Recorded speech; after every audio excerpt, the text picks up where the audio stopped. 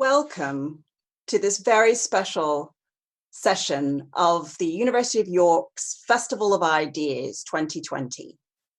This evening's event is part of the York Festival of Ideas online.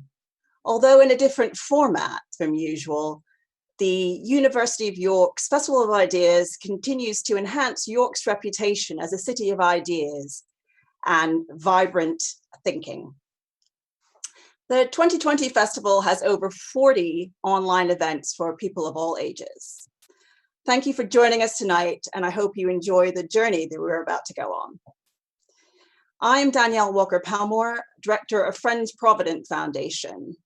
We are usually a York-based organization when we're in the office, and we are focused on how the economy can serve society better. Currently, the economy produces a range of outputs, including wealth and growth, but it also produces a range of other outputs, such as inequality, environmental degradation, and deep unhappiness in terms of how our society works. And it's always expected that the state and charity will put those things right. And our central question is whether that has to be so. Tonight, we're focusing on the first of those inequalities, first of those points, inequality, and we're focusing particularly on health. The COVID-19 crisis has brought to the fore the centrality of health and health inequalities. As we climb out of lockdown, in the UK, broader questions of, first of all, how we will pay for the measures which have been put in place, balanced against how we'll maintain our mental health and social well-being as we go forward. Is there an opportunity to do things differently? And can we rebuild society in a different framework? Before I hand over to our speakers this evening, I thought I would just outline how this session will work. If you're watching live, you can ask questions at the Q&A button at the bottom of your screen. This is available throughout, and you can pose questions throughout the talks. Should you have technical issues such as loss of Wi-Fi, you can rejoin the event using the same link. Please remember also that today's events will be recorded, so you can visit them later. The format for this evening will be that after my brief introductions, we will have 10 minutes from Sir Michael Marmot, then a 10-minute presentation from Professor Richard Wilkinson, followed by an exchange between us, just in conversation. And then I will hand over to you, and I will take your questions through the Q&A, and hopefully we'll cover a range of points through that. We're going to try to make sure we leave plenty of time for that aspect. Brilliant. At the end, there'll be a vote of thanks from Professor Deborah Smith, Special Advisor to the Vice Chancellor Research at the University of York. Okay, I'm going to now hand over to Sir Michael Marmot, who is a Professor Advisor to the World Health Organization Director General on Social Determinants of Health, and a professor at UNL. Thank you.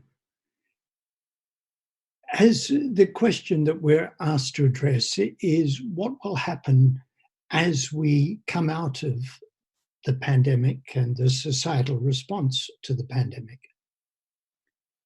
And my overarching message is we do not want to go back to the status quo. On the 25th of February this year, I published a report, Health Equity in England, the Marmot Review 10 years on.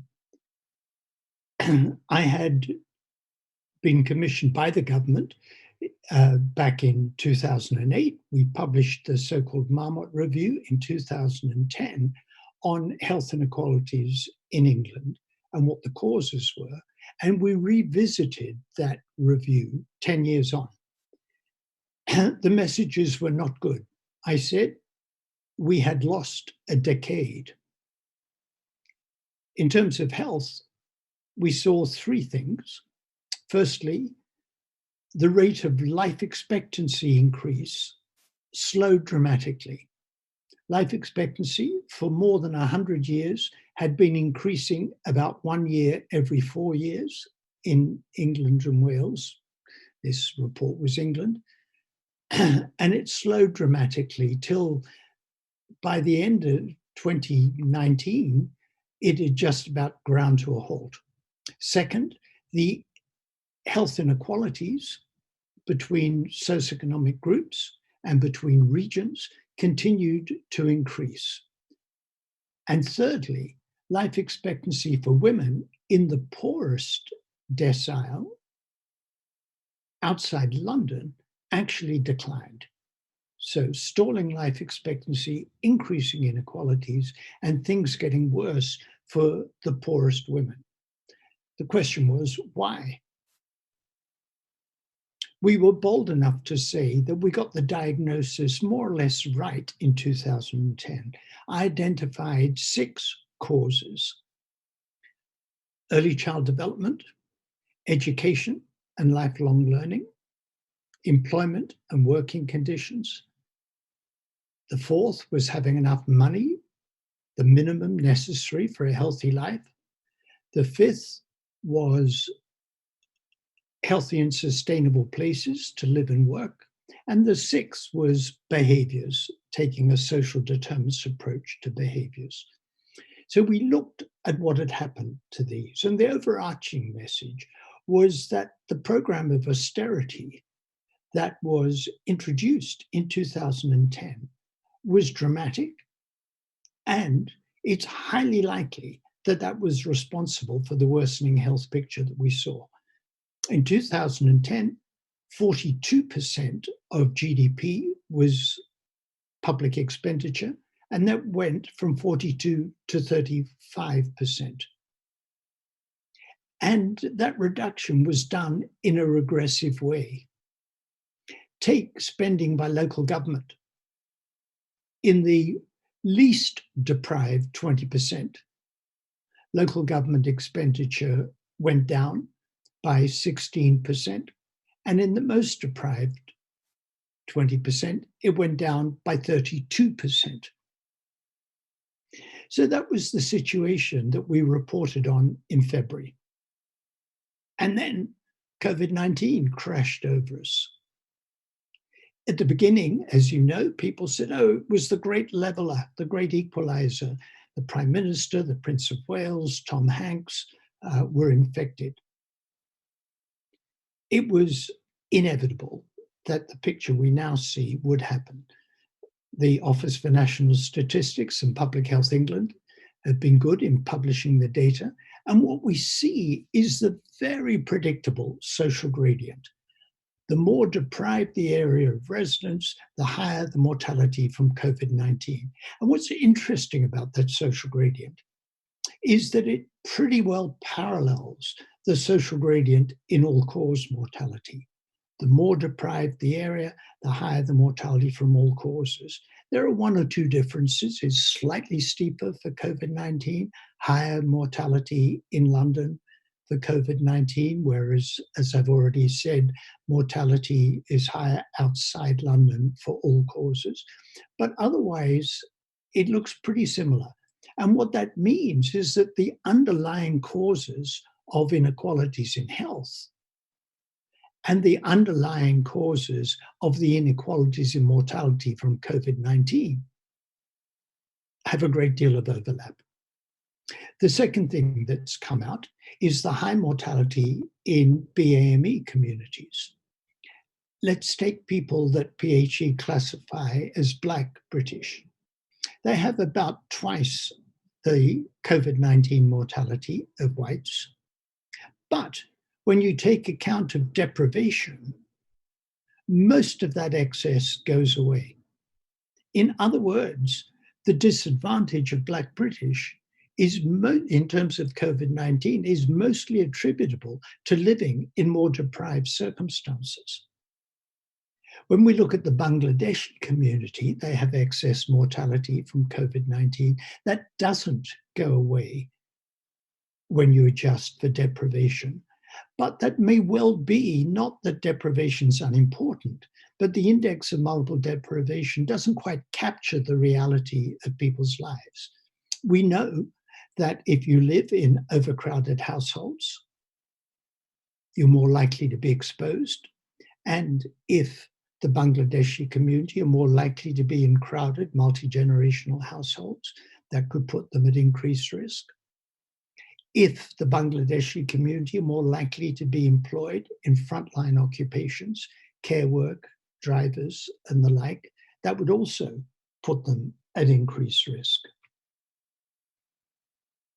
And let me illustrate further the fact that we were unprepared for dealing with this pandemic. We know that there's been appalling mortality in care homes. The expenditure on the adult component of social care was reduced by about 7% from 2009-10 to 2018-19, but it was reduced by 3% in the least deprived 20% of local authorities, and by 16% in the most deprived 20% of local authorities. So we don't pay care workers. They haven't well enough. They're not paid properly, don't have good jobs. I've been saying that it's vital we pay people who are responsible for early childhood well, because we want qualified people to lead to flourishing of our children. Similarly, we want qualified people at the other end of life. There's one other thing that we need to be thinking about as we come out of this. So I would like us to focus on the kind of areas that I identified in my 2010 and 2020 report that I've enumerated, but we have to do it in the context of sustainability. I've been arguing that we need to bring the climate change agenda and the health equity agenda together. We have a climate crisis and we have an inequality crisis. And it's entirely right that we deal with these at the same time. We want a future that is characterized by sustainable health equity. And I think we know how to get there. We've compiled the evidence. We've suggested to government what needs to happen. Now we need to galvanize the political will and mobilize the community to make it happen. Thank you. Thank you very much, Michael. That's great. Plenty to go on. And now I'll hand over to Richard Wilkinson. Richard is the founder of the Equality Trust, alongside his co-author of The Spirit Level and the Inner Level, Kate Pickett. And Richard is also an emeritus professor at the University of Nottingham Medical School. Richard. Thank you, Danielle, and thank you, Michael. I want to start off just by listing a few of the reasons why I'm very optimistic, very hopeful about what will follow the COVID pandemic. And of course, we will face a major recession, but I think that may force the government into a Green New Deal. I think the only thing that will pull us out of a recession is greater public expenditure, and that's an obvious demand. So I think that it might have some benefits despite the suffering and unemployment it'll cause. But I think also the pandemic has shown us that radical changes are much more possible than we realized. And it's much easier for governments to make massive increases in public expenditure than perhaps we recognize. And I think it's going to be harder for the governments in future to say that they can't afford things, can't afford to convert to a green economy. I think also, as Michael has said, that we're not going to be willing to tolerate a return to austerity. The effects he's described are now getting fairly well known, the damage that that austerity did. And so I think if there is if we have to repay some of the debts, then taxes on the rich will be one of the few ways the government can do that. I'm also optimistic because I think that people were shocked by the ethnic differences, the class differences, the BME excess COVID mortality. I think people like Michael and I were rather surprised people were so shocked because, you know, he and I have been working on these things for 40 or 45 years. And health inequalities is pretty well known. But to recognize that those minorities have that excess risk and the role they play in health services and so on, it goes with our recognition that essential occupations are so undervalued, and I think does lead to a reassessment, a recognition of the wrongs that have been done in those areas, and a need to change things. I think also, and although there are huge inequalities around the lockdown and the effects of that, I think also there has been a sense of pulling together despite those inequalities. And I think that actually prepares us for greater equality. The way communities all over the country have set up systems on WhatsApp or whatever for identifying the vulnerable and making sure people are doing their shopping and so on. You know, it's that kind of desire to care for each other that does increase the desire for greater inequality and intolerance for more inequality. So again, I'm hopeful about that. Then that people have learnt some of the benefits of lower carbon emissions and lower air pollution, less noise. You know, we begin to see that there's another side to things, that something else might be better.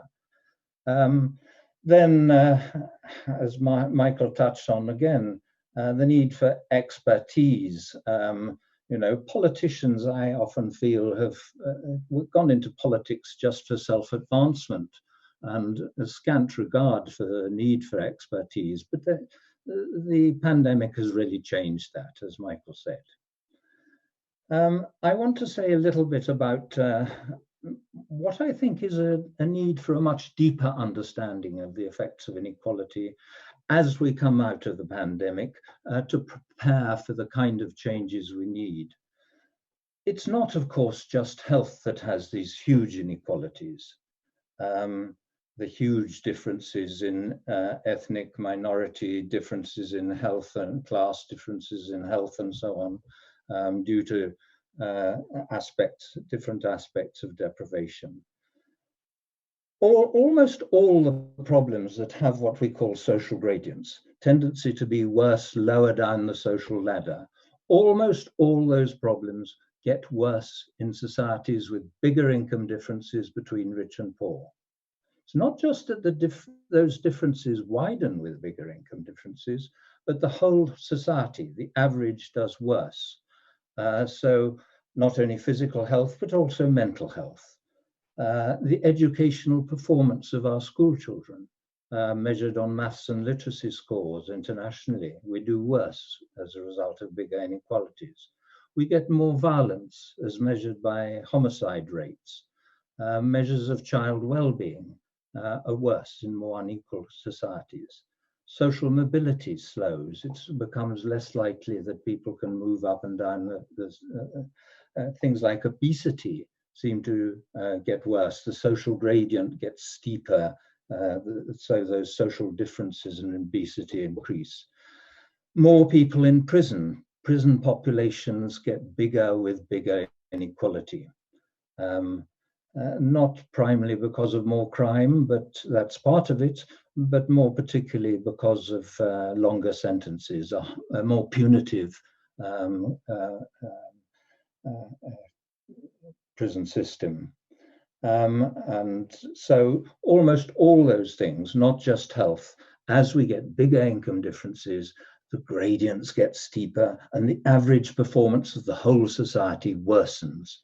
The biggest effects are on the people at the bottom, but even fairly well-off middle-class people would do a little bit better if they lived in a more equal society. They might live a little bit longer, be less likely to become victims of violence. Their children might do a little bit better in these maths and literacy tests. In that sort of way, we all do better with greater equality. The reason why that is basically because bigger material differences between us make class and status more important, more powerful determinants of our lives and what's happened to us. And you can see that with these bigger inequalities, there's more residential segregation, a greater separation of rich and poor. There's less likelihood of marriage between classes. You're less likely to marry someone from a different social background. So inequality becomes a bigger barrier between people. And as I said before, less social mobility. And we all think class differences are bad, and we're all appalled when we're shown the educational differences or the proportion of kids from different backgrounds who get into good universities. But if we're really going to deal with it, we have to tackle those fundamental inequalities. And I think the material inequalities are fundamental. Now, the last thing I want to say is that I think that the climate crisis can only be solved with greater equality. And just let me take one example. Perhaps the biggest obstacle to moving towards sustainability is consumerism. But actually, when you start to look at the determinants of consumerism, you find it's about status and security, about attempts at self-enhancement. There are studies that show if you live in a more unequal area, you spend more money on status goods, fashion clothes with the right labels, a flashy car, because you're living in a society where some people seem so important and other people are regarded as almost worthless. So it becomes more of an issue, how do people think I am? And the way we see each other and judge each other's personal worth from their external wealth. And we all get more twitchy about inequality. That, incidentally, is why violence becomes increases with inequality, because violence is triggered by those issues of disrespect, loss of face, humiliation.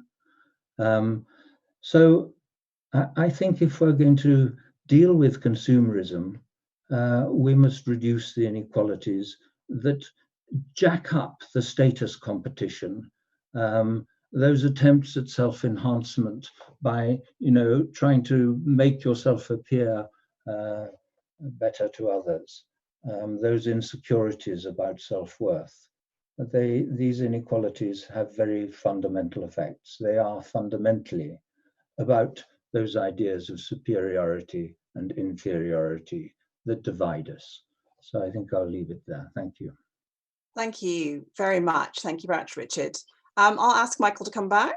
Great, full house. Great, thank you both very much for this. And the questions have been flooding in and we'll come on to those. So if you have a question, do contribute them and I'll try to sweep them up into not just one big question, but probably a few themed questions after a few moments. So get your thinking caps on. I was interested in the positive aspects of what COVID-19 has taught us, Richard, that you've pulled through.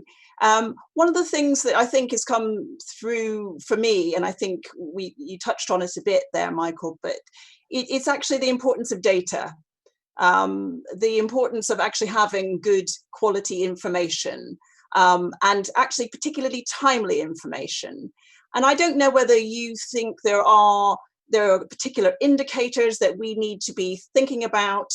All of us, we use GDP as our kind of inaccurate and not fit for purpose measure of the economy. What can we use as a public to hold the government to account, or whomever it is to account, for health inequalities or tackling inequality?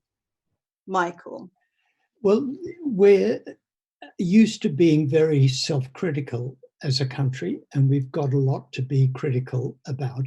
But let me take a different view for a moment. I'm very much involved in various global activities.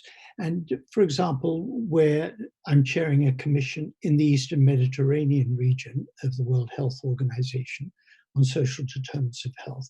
And we have next to no data on the inequalities aspect of COVID-19. We're working with our commissioners in different countries of North Africa and the Middle East, and we've got almost no data. In this country, the Office for National Statistics is putting out publications weekly documenting what's happening. It's brilliant. It really is brilliant. They've really done a shining job for us. They've done us proud, and it's a treasured resource. I keep worrying that some ignorant cabinet minister is going to turn it off because they're embarrassed. My God, it's such an important national resource that we need to be proud of it and cherish it, because the data are crucial. So that's the first thing. And the fact that I can talk, and Richard can talk, about the inequalities in COVID-19, about the Black, Asian, minority ethnic groups, how much of it's deprivation, that comes from our national statistics data. Brilliant. The second thing, though, is data is not the same as science. Data is necessary. And there's been a total misunderstanding, I think, about science and policy. And when the government says we're following the science, people like Richard and I know about the science. We argue all the time. That's what scientists do. And that's how we make progress. We disagree, we think this, we think that, we have different, I don't mean Richard and I argue, I mean scientists argue. Yeah, that's how we make progress. So there isn't the science, there is best judgments by scientists on what the data show.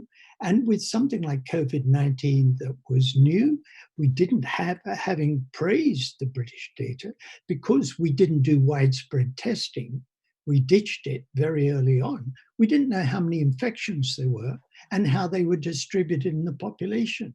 So ONS has done a brilliant job. It's not their fault that we didn't have testing. So we don't have the data we need on infections, which means that scientists are having to make judgments. And it's difficult. And understanding that uncertainty is vitally important. That said, I am very positive about the fact that science has been much to the fore. I mean, Michael Gove, I don't know if he ever believed it, but when he said we had too much of experts, whether he just thought it was a good thing to say at the time. But there was, and we're seeing it in the United States, there's a whole political party in the United States that's against science. They don't believe climate change, they don't believe evolution, they don't believe science. A whole political party that unfortunately runs the Senate and the White House. Now, we're not quite in that extreme position in the UK, but what COVID-19 has taught us is how important the evidence is and how important scientific judgments are. And then the other message is to underline what Richard said. It's also taught us about the importance of government. The ideology of the rolling back of the state, it wasn't just austerity, it was an ideology that the state is too big and we've got to reduce it. So I said 42% of GDP to 35% of GDP. And it was done in a regressive way. Now it's recognized. I mean, why are we in such a mess with our testing, tracing, and isolation? Because we privatized the whole thing. We're expecting Deloitte's and Boots and goodness knows who to run, instead of expecting local public health to run that, we slashed the public health budget, we slashed the local government budget, privatized everything, and then we look around and say, oh, it doesn't seem to be working very well. Well, there's a recognition that the public sector is absolutely vital. Mm. Can I say, though, that while I agree with Michael about the importance of the data, and my whole career has depended on using that data, and Michael has produced some of the best data on health inequalities, while we have been working on this for, as I say, 40 years or so, producing stuff, research reports of different kinds, and researchers all over the world doing that, contributing to it, health inequalities have not diminished. Mm. We need the data, but we need something else as well. We need a political intolerance of those inequalities, those differences in health. And I think actually what has really begun to change opinions are large demonstrations. The Occupy movement shifted opinions on inequality, brought it into focus, into the media. Black Lives Matter is apparently leading to very big changes in American public opinion on issues to do with racism. And then Extinction Rebellion, also demonstrating, shifted public opinion on environmental issues. So we need the data, but we need the political action as well. That's a wonderful idea. I remember once when I was working at the Joseph Rowntree Foundation, the question arose at a seminar is, how do we move from research to riots? Which I think is a wonderful challenge. Sadly, JRF didn't fund riots, so we didn't get quite to that level. I should just add that the research suggests, well, I think it shows fairly clearly that it's peaceful demonstrations that are really important in terms of changing public opinion. You lose it when they start being violent. Well, that's good that we didn't bother to fund riots. So that's a good support there. Just one last question before I open the floodgates to the questions we've got posed. My question is a slightly cynical one. Hopefully it isn't terrible, but might austerity not be called austerity afterwards? Might it be called getting back to normal? And if that is perhaps the form it begins to take, we need to get back to normal. We need to get back to something we all recognize as society, open up, restart, all of these words. What are the indicators that perhaps we are losing some of the things we have, the positives you identified, Richard, and what are the indicators that we need to watch for? Because we have actually got used to understanding and thinking about data and information. What kinds of things do we need to look for that we're kind of moving away from perhaps a more positive direction?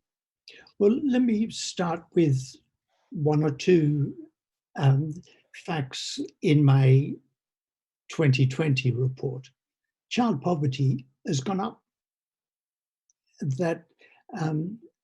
And if you take a single parent not in work, more than 70% of children in such households are growing up in poverty. Now, work is supposed to be the way out of poverty. So take a single parent who's working. Child poverty went up from 18% to 31% over the last 10 years. Now, that growing up in poverty, children growing up in poverty, Richard mentioned adverse childhood experiences that damage children, much more likely if children are in impoverished households. It's not so much that we have low infant and child mortality, so it's not so much that they die, but flourishing, the quality of early child development, then casts a long shadow over those children's whole lives. Children with less good early child development do less well in school. They do less well in school, big inequalities in school performance. Then they're less likely to get higher qualifications, less likely to get a good job, better living conditions, and so on. And then you get big health inequalities. So when, if getting back to normal wasn't terrific. Normal wasn't very desirable. And you slipped in, related to your question of, well, what are the indicators then? What would good look like? We have to get away from this fetish of gross domestic product as being the arbiter. I've quoted the New Zealand Treasury in 2019, before the pandemic. Their mission was to create the capabilities for people to have a life that they valued. It was a well-being agenda. And we've seen signs across Europe. Remember, Europe, we used to be a member of the European Community. We've seen signs across Europe of developing well-being economies. And if ever there was a time to get away from the fetish of GDP, of debt and deficit, and to start thinking about the well-being of the population, it's right now. And the way that I think we should be measuring well-being is health and health equity, the fair distribution of health. That's really helpful. Richard? I think that, and of course, the idea of building back better, that phrase building back better, is becoming quite well known. I think there is a lot of optimism. But I do think that there are signs that public opinion is beginning to change quite radically. I mentioned opinion polls in the USA, reported, for instance, in the New York Times today. But I think there are signs of that sort of thing elsewhere. I think if there's political activity from other sources, say from trade unions, and if we had a strike of nurses for more pay, or for other public sector workers or carers, it would be much harder for governments to oppose that. I think public opinion would be overwhelmingly behind them. And I think the government would know that even before they went into opposing pay rises. But I do think it, as I said, requires demonstrations as well. I suspect the government, we have a government which I think it was appointed, it was elected in a very different political atmosphere. I think they'll be running to keep up with public opinion. They'll be the wrong side of public opinion all the time. I think that what they represent is on its way out in our society. When I say our society, I think these major changes tend to be international. We get radical decades. The 1960s was radical. Then from 1980 onwards, we get free market fundamentalism, neoliberalism, and these do sweep the world. And I think that we're about to see a major change. Well, that feeds very well, really, into some of a theme that's emerging from some of the early questions, particularly was on government and the role of government. And you both talked about how government has moved at speed and scale to address, to some degree, the COVID-19 pandemic in the UK, which in a way which we wouldn't have been able to anticipate could be possible. But I think there's a question that seems to be emerging from our audience, which is really about accountability. Who in government received the Marmot report?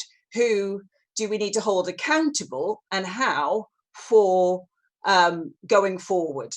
For health inequality particularly, it's not, obviously it's a much broader issue than just the Department of Health. It is a broader set of concerns. How can the public hold government to account, and who precisely, and what kind of areas of policy do we need to hold responsible? Well, after my 2010 report, we worked with Public Health England, excuse me, and they developed a public health outcomes framework, which I've been selling the virtues of it around the world, saying how good it is. For every local area in the country, you can look up a whole array of indicators. Do you want to know how many 15-year-olds have been locked up because of juvenile behavior? You can look it up right now in Derbyshire or wherever you want to look it up. You can look it up right now. And it's not difficult to work out, if we get the right set of indicators, which government department or local government has responsibility. Now, with health, it cuts across whole of government, which is why in my 2020 report, my number one recommendation was the Prime Minister should take responsibility for setting up a whole of government entity, committee, to develop a strategy for reducing health inequalities. But then we know, given what I talked about, early child development, education, employment and working conditions, money, we can go through and say, right, the Chancellor is accountable. If he has changed the tax and benefit system to increase child poverty, as happened in the last decade, then the Chancellor is accountable for doing that. It's a bit more tricky when you get to education, because schools are of vital importance, but it's not the only driver of inequalities in education. That comes back to inequalities in society, as Richard has been pointing out. So you can't hold the Secretary of State for Education accountable for all the inequalities in education, because they're more fundamental drivers. You can hold him account for some of it, but not all of it. But then we need to have a discussion starting at community level, at local level, of an understanding of what the key drivers are of health equity, which I would say is a good marker of well-being, what needs to happen at local level, and what needs to happen at national level. And it relates to the questions that I don't know if we'll get onto, but people ask, what can I do? Yeah. And it's a good question. And one of the problems with the question, though, is if we think these are structural problems, there's not so much you can do as an individual. I mean, for example, when the Public Health England report this week showed the high mortality from COVID-19 in BAME groups, the Secretary of State said, wash your hands and practice social distancing. Well, that's good advice. How about dealing with structural racism? You can't solve that by washing your hands frequently. And you might say, okay, we can't solve that tomorrow, but is there a better time to start addressing it than tomorrow? So yes, there's an understandable desire to ask, what can individuals do? Individuals can help us deal with the structural racism question and the deep inequalities question, so that we change the way our society functions. Danielle, before I give a short answer, I wonder how you would answer your own question. Who's accountable? Yeah. Well, I mean, one of the things I think, the insights that we've had in terms of something as complex as the economy, which is what we work on, is that a sense of agency is key. So I suppose I'm picking up very much Michael's point that, in fact, it is important that we feel that there's a system that's operating that we can change. So we need to look at what our tools are, institutionally, individually, politically. But I suppose I feel that ultimately, to some degree, and I think I felt this during the lockdown, that I do have some responsibility for this, and it has to do with how I vote or how I conduct my public life. But so I do feel that it is individual responsibility, but it has political expression, and not just big P politics, but small P politics. So, yeah, so I would I agree with you, but and the government has an inescapable responsibility for making the changes. It's really a matter of how we put the pressure on the government. And I think that is a matter for, I think the media grilling of politicians, that's important. I think the opposition, the question time and so on, how the leader of the opposition behaves. I think even people like comedians, for showing, putting a different light on things and making political issues something that, another layer of the population are going to listen to. And I think all those things are important. But I do think it's a matter of making the government uncomfortable. But I think also I emphasized the importance of demonstrations and so on. And, I think it was in Roosevelt in the New Deal.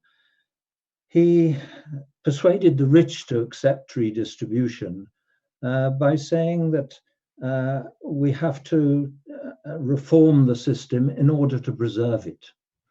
The willingness to change, to accept change forced on them, was only there because they really were worried about what would happen if there wasn't reform. I think we've got to get the super rich into that kind of, they've got to be worried. Well, there's a little expression of joy that you've mentioned ONS. So someone has been very pleased that everyone is giving plaudits to ONS. Someone asked a really wonderful question, which is quite a tricky one as well, which is essentially, what is the one thing you would do to address health inequalities in the UK? What is the single sort of, be it policy or whatever intervention that you would make? I'll start with you this time, Richard. What would you say to that? I'd bump up top tax rates, stop tax avoidance, close down tax havens. Tax. Michael? If there were, I commonly get asked that question. All right. If my response is only one thing. If I thought there were only one thing, I wouldn't have had 6 domains of recommendations. So if I'm only allowed one, read my report. And that comment. Can I have one other? I think you can. If you would, but sustainable health equity. In other words, as we emerge from COVID-19, to have as a goal for the society sustainable health equity. So the fair distribution of health in the context of sustainability, and make that the overriding goal for our society. That's what we want to achieve, not more money, not this political party or that political party, but sustainable health equity. Make that the goal. And then we can advise what the evidence shows as to how to achieve it. Can I just yes, one more add? I do think, and I talked about tax, and that means redistribution, but even more important is reducing the income differences before tax. The main reason why we've become so much more unequal is the takeoff of the top incomes, the super rich, if you like. And I think the answer to that is to extend democracy into the economy. It's becoming, in democracy, as we use the term, is becoming increasingly meaningless in our political system. But I think we can bring back meaning by extending democracy into the economic system through employee representation on company boards, more incentives to start cooperatives, employee-owned companies, things like that. I think that embeds greater equality more fundamentally into our society, as well as reducing the income differences. That's interesting, because one of the questions here is really about private enterprise and the role, I suppose, of business. We could say, that our society as it stands, for good or ill, and we have the people have been lifted out of poverty, if there's the wonderful term that's used, and the degree to which we can engage business in some of this enterprise, because it feels like we're talking very much about a kind of public sector agenda. What is the role of business and private enterprise in some of this? Well, business is absolutely vital. The private enterprise is absolutely vital. What we use every day, what we wear, how we live, it's all provided by business. Now, so the private sector is absolutely vital. One of the important contributions of Mariana Mazzucato is to point out that she takes the example of the Apple iPhone, that many of the technical innovations that go into the iPhone, I think I'm quoting from memory, more than 50% were developed by government-funded R&D. So business is absolutely vital, but we need a healthy public sector and we need a healthy, vibrant private sector. We need regulations to make sure the private sector pays people properly, doesn't pollute the environment, and so on and so forth. But my goodness, do we really want the Ministry for Shoes delivering us shoes? Good heavens, no. So a healthy private sector, fostering innovation and the like, is absolutely vital. What I was saying before when I was talking about privatizing everything, there are some things that don't work better in the private sector. You do not get an optimal distribution of health care or educational resources in a market-based system. And what we're seeing with the lack of preparedness for a pandemic, you can't expect a market-based system to deliver preparedness for a pandemic. There's no profit in it. They won't do it. The government has to get involved in that. So yeah, a healthy private sector is absolutely vital to a good society. Brilliant. Richard? Well, I do think that the private enterprise, the big multinationals and so on, have been one of the most powerful engines of inequality. As I say, the takeoff of top pay, particularly obviously the financial sector. I think there is some embarrassment as public opinion changes, as inequality is regarded increasingly as a key issue. Signs, and just occasionally some CEO says he's not going to take as much as he's allowed to. I would like to see those signs of awkwardness about it increasing, but much more important, and we must have a reporting, companies having to report, as I think has the legislation now come into effect to report differentials? Yeah. Certainly gender differences, but I thought overall differences between the CEO and the least well paid in an organization. Yeah. That is a way of embarrassing companies about these things. I think also there have now been studies, one published both in The Economist and the Wall Street Journal, showing that the big companies where CEOs are paid more than the average, shareholder returns are lower than ones where they're paid less than the average.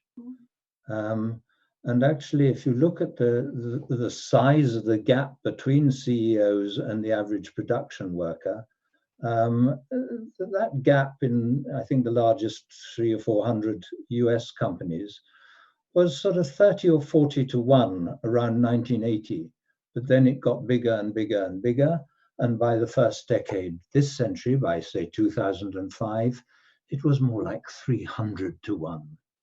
And those companies, and it suggests, are doing less well. You know, some CEOs are regarding their companies almost as if they were just engines for funneling income to the top, and that's not good for the company. And it's not actually part of democracy. Surveys of the population, the last one I saw is a few years old, so there may be a more recent one. When they asked the British public, how much do you think the CEO of a big company earns, and what does an unskilled factory worker earns? And they think the ratio is about 10 times. Yeah. And as Richard said, it's more like 300. Yeah. And then they ask people, what do you think the ratio should be? And they think it should be 6. So they think it's too big at tenfold. Yeah. They think they're quite happy to have inequalities, and they think 6-fold would be just fine, says the British public, but it's 300.